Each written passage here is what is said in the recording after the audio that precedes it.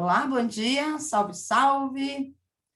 Hoje a nossa aula de física sobre trabalho, energia e potência elétrica. Então, o trabalho da força elétrica, supondo que em um intervalo de tempo, ΔT, né, a variação do tempo aqui, passe simultaneamente, tanto na extremidade A, de maior potencial, como na extremidade B, que tem um menor potencial, de um condutor, uma quantidade de carga que o trabalho da força elétrica é expressa por trabalho entre A e B. Na verdade, que eu coloquei o trabalho porque eu não achei aquela letra grega, né, que chamam de tal, que tem uma forma diferente de se escrever, mas é o trabalho, tá, galera? É a carga multiplicada pela tensão. E a tensão, a gente sabe que é o potencial no ponto A menos o potencial no ponto B. Então, conclui-se que o trabalho entre A e B vai ser igual à carga que multiplica o potencial de A menos o potencial de B, que é igual à carga que multiplica o potencial de A menos Q e multiplicado pelo potencial de B, né? A carga que multiplica o potencial de A menos a carga que multiplica o potencial em B. Portanto, a energia potencial no ponto A pode ser escrito ou expresso, né? Pela multiplicação da carga pelo potencial de A, e a energia potencial vai ser a carga multiplicado pelo potencial em B. Isso é dedução, né, de fórmula. Assim, o trabalho realizado por essa carga elétrica entre A e B também pode ser definida como energia potencial no ponto A menos energia potencial no ponto B, que é o trabalho da força elétrica, né, o consumo de energia. E pela definição de potência, a gente sabe que a potência é o trabalho dividido pelo tempo, né? Aqui relaciona-se o tempo, porque o trabalho tem a ver, a potência tem a ver, entre aspas, né, com a rapidez de um movimento. E a gente sabe que a corrente elétrica é a carga divididos pelo tempo. Aí a gente tem aquela fórmula do kit, né? A carga pode ser igual à corrente elétrica ou à intensidade da corrente, que multiplicado pela variação do tempo. Daí resulta também trabalho igual a carga multiplicado pela tensão, ou seja, se a gente tirar a carga e colocar a corrente pelo tempo, a gente tem essa fórmula aqui, que cai na potência, na potência e trabalho igual a, aliás, trabalho dividido pela variação do tempo. Então, essa unidade que aparece nas contas de luz é derivada da seguinte fórmula, da fórmula π, ou seja, a potência igual a tensão elétrica, aqui é um I minúsculo, multiplicado pela intensidade da corrente. E as unidades, então, são a unidade de potência, é o watt, da tensão é o volt e da corrente elétrica é o ampere. Então, a energia elétrica. Existe uma unidade prática de consumo de energia elétrica, que é o trabalho, que a gente chama de quilowatt-hora. Potência em quilowatt-hora, pelo kV, né? E tempo em horas. Agora, não vai ser em segundos, tá?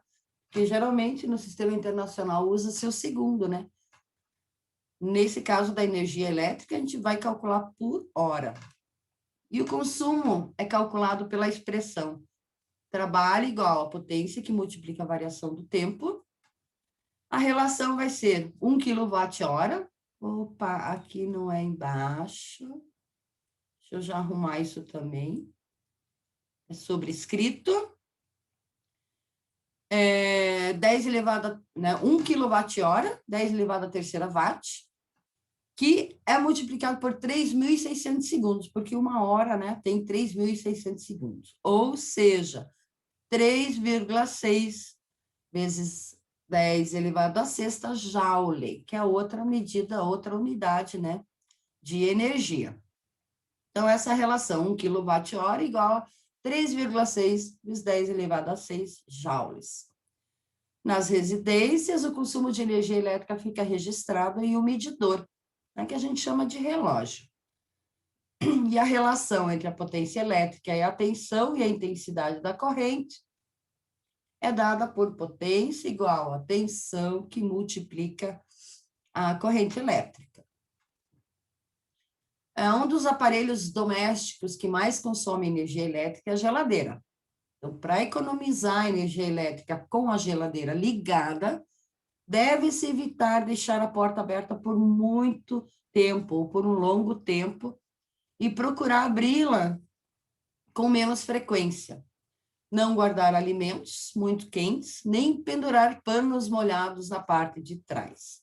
Então, evitando, né, essas medidas, a conta de luz com certeza será mais baixa.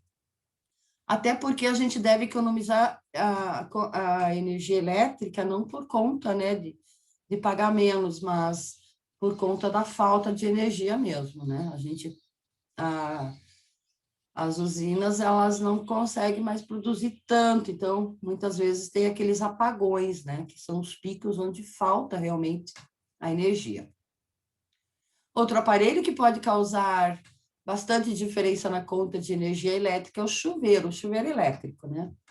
Então, em dias quentes, deve-se colocar a chave na posição verão.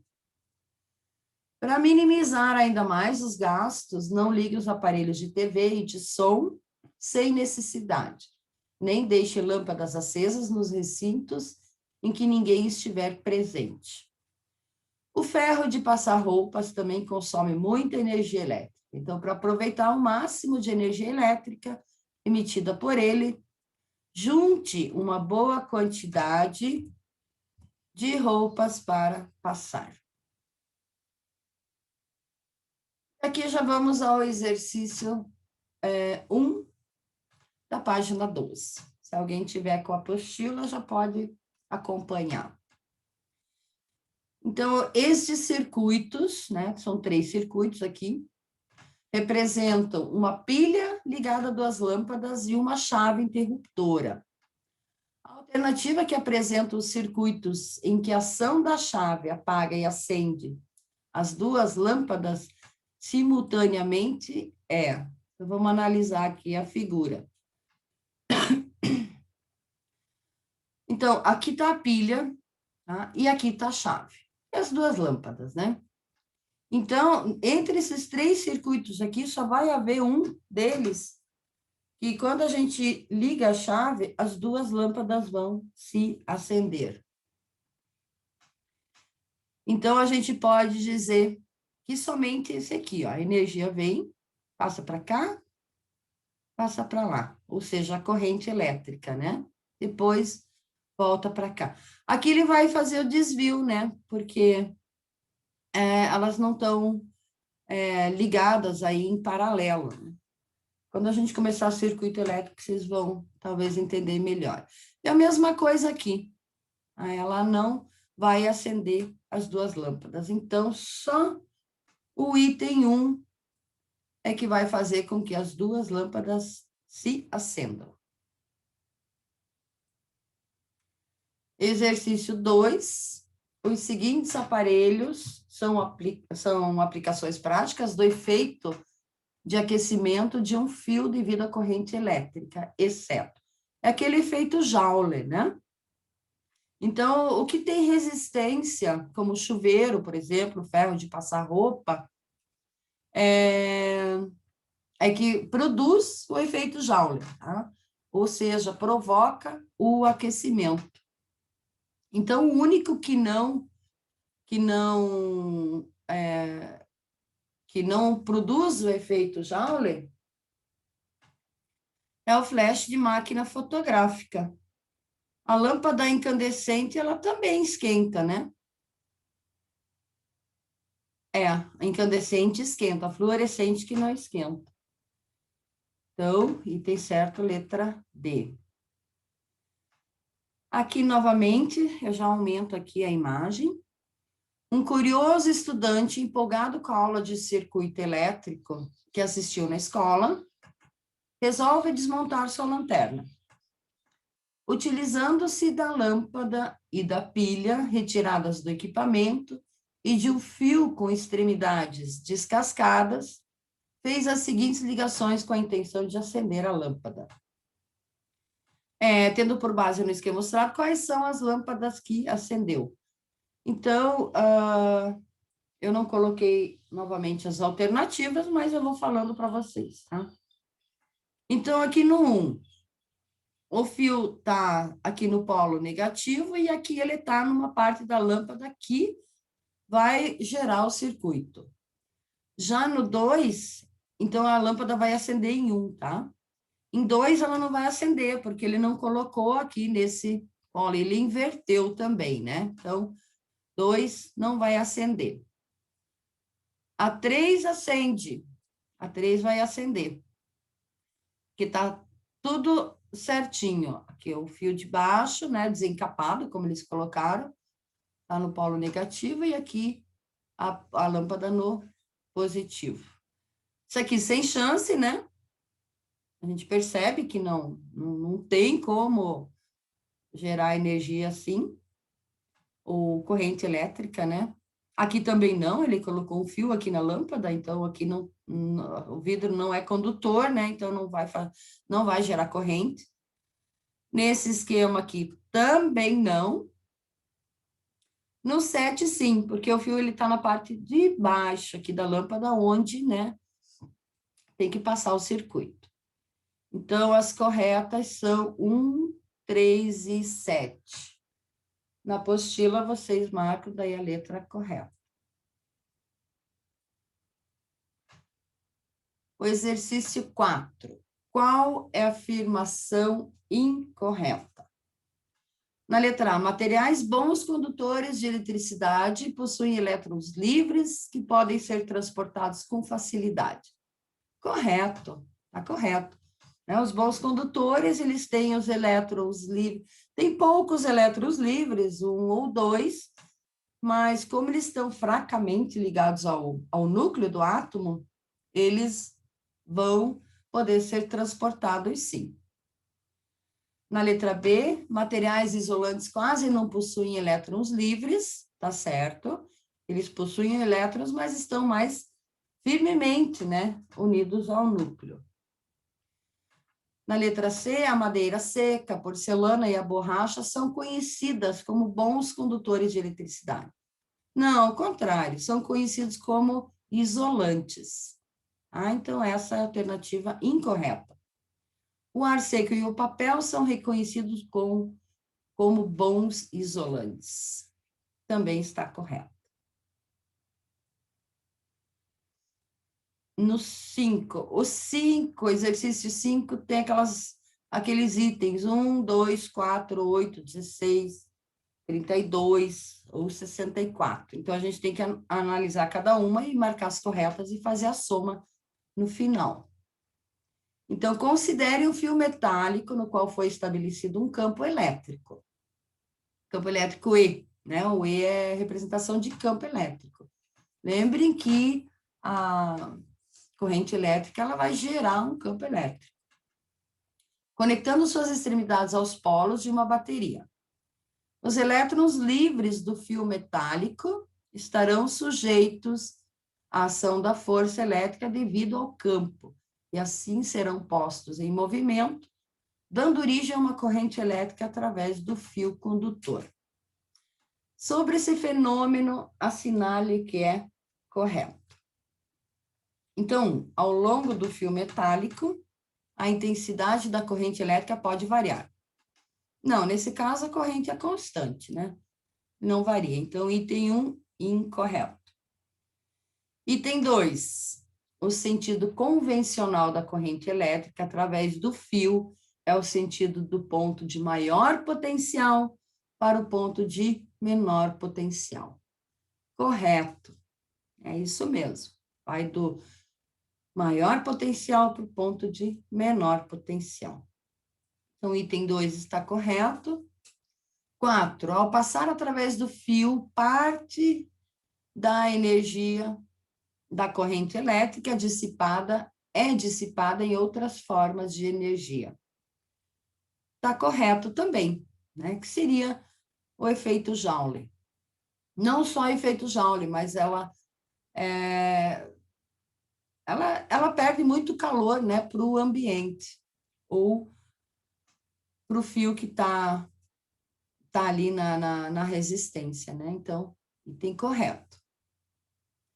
8, o movimento dos elétrons livres através do fio será no sentido contrário ao do campo elétrico. Correto. Sempre vai ser, tá? Então, o movimento dos elétrons, se eu jogar um elétron num lugar onde tem um campo elétrico uniforme, por exemplo, ele vai seguir o sentido contrário do campo elétrico. E 16, se o sentido do campo elétrico estabelecido no fio metálico foi invertido periodicamente, a corrente elétrica também sofrerá inversões periódicas. Correto. Também está certo. Se o campo elétrico, né, mudar o sentido, a corrente elétrica também sofre uma inversão. Estou fazendo a soma, 16 mais 4, 20, mais 8, 28, mais 2, 32. O número 6. A experimentação é parte essencial do método científico. E muitas vezes podemos fazer medidas de grandezas físicas usando instrumentos extremamente simples. Para o seu funcionamento, o relógio usa uma pilha que, quando nova, tem capacidade de fornecer uma carga igual a 2,4 amperes por hora, que é igual a 8,64 vezes 10 a terceira coulomb. Então, a mesma coisa aqui. Esse exercício ainda tem um relógio, mas eu acabei não colocando aqui.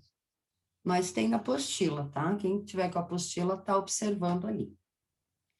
Então, observa-se que o relógio funciona durante 400 dias até que a pilha fique completamente descarregada. Qual é a corrente elétrica média fornecida pela pilha? A gente vai calcular o I, tá? Então, a quantidade de carga ele forneceu, né? É 2,4 amperes por hora. O intervalo de tempo de funcionamento em segundos será dado por... Bom, como eram 400 dias, a gente tem que multiplicar 400 por 24 e por 3.600, né? Então, a gente vai obter um intervalo de tempo de 400 vezes 86.400 segundos, tá? Aqui, 86.400 é o resultado da multiplicação da transformação aqui de horas em segundos. Assim, a intensidade média da corrente será dada por... Lembrando que a corrente é a carga dividido pelo tempo. Tá? Então, a carga ele forneceu 2,4 divididos por 400, que multiplica 24. Isso eu vou... Aí eles dividiram 2,4 por 24, dá 0,1, divididos por 400, a resposta é 0,00025. Colocando em notação científica, a gente vai pular 1, 2, 3, 4 casas para a direita, tá? Vai ficar 2,5, e multiplica 10 elevado a menos 4 amperes. Depois, se tiverem dúvida, vocês perguntam, tá? Exercício número 7. Em relação à corrente elétrica, Considere as afirmativas a seguir. Aqui eu também não coloquei alternativa, tá? Aí vocês também colocam lá na apostila de vocês. Então, no item número 1, a corrente elétrica é uma grandeza vetorial, definida como a razão entre a variação da quantidade de carga elétrica que flui em um meio durante um intervalo de tempo. Sim, se a gente voltar aqui, ó, é carga dividido pela variação do tempo. Então, item 1 está correto. Item 2, a corrente elétrica convencional descreve o fluxo de cargas elétricas positivas. Certo. Isso é na teoria, né? Mas eles adotaram assim. Então, item 2 também está correto. Os elétrons fluem no interior dos metais com a velocidade da luz. Imagine, não tem como, né? Os elétrons, eles vão formar tipo um efeito dominó, tá? Onde um vai empurrar o outro, eles vão saltando, né, de um átomo para o outro e vão empurrando, gerando, então, a corrente. Então, esse item aqui está incorreto. E 4, o campo elétrico é o responsável por fazer cargas elétricas se movimentarem em um circuito elétrico. Também, tá? O campo elétrico também é responsável. Lembrem que a tensão elétrica, ou a diferença de potencial entre dois pontos, também gera a corrente elétrica, tá? Mas o campo elétrico também, portanto, esse item também está correto. Então, os itens corretos, 1, 2 e 4. E aqui o nosso último exercício de hoje. Uma das aplicações dos raios-x é a observação dos ossos do corpo humano. Os raios-x são obtidos quando elétrons emitidos por um filamento aquecido são acelerados por um campo elétrico e atingem um alvo metálico com velocidade muito grande. Se 10 elevado a 18 elétrons, aqui ele está dando um número de elétrons, tá? Reparem que sempre é um número inteiro, porque é 1 elétron, 2 elétron, 3. Aqui no caso, 10 elevado a 18 elétrons, então é o nosso N, né, da fórmula Ken, né? Carga igual a carga elementar, que é o Ezinho, multiplicado pelo N. E daí gera carga, a gente calcula a carga total. Então, se 10 elevado a 18 elétrons atingem o alvo a cada segundo, olha, ele forneceu o tempo, tá? 1 segundo, a corrente elétrica no tubo em amperes é de... Aqui é só substituir, né, os valores. Então, a gente sabe que a carga é a multiplicação do número de elétrons pela carga elementar que cada elétron apresenta, tá? Que é 1,6 vezes 10 a menos 19. Nesse exercício, eles não forneceram a carga. Forneceram sim, a carga elementar eles forneceram. Mas, se caso algum exercício não forneça, tem que saber, tem que estar aqui, né? Numa das gavetinhas ali da memória de vocês. Então, gente, é só fazer essa multiplicação aqui e pronto, acabou. Tá? Então, a gente multiplica 1,6 vezes 1, divide por 1, dá 1,6. Vocês lembram como multiplica a potência de mesma base? Na multiplicação, a gente mantém a base, claro, né? E diminui os expoentes, no caso, 18 menos 19, né? A gente vai ter, vai ficar mais, né? Sinais iguais dá mais, então 18 mais 19. Opa, aqui tem alguma coisa errada. 18 menos... não, tá multiplicando, é mais... No fim diminui. Vai ficar 18 menos 19. Na divisão de potência de mesma base é que a gente diminui os expoentes. E na multiplicação, a gente soma. Então, a gente vai somar 18 com menos 19. Então, vai ficar sinais diferentes, né? 18 menos 19 dá menos 1. Então, tirando a potência aqui, a gente passa a nossa vírgula uma casa para a esquerda. Vai ficar 0,16 amperes. Se o exercício tivesse perguntado em miliamperes, a gente teria que dividir isso por 1000. E por hoje era isso. Encerrando a nossa gravação. Muito obrigada, alunos.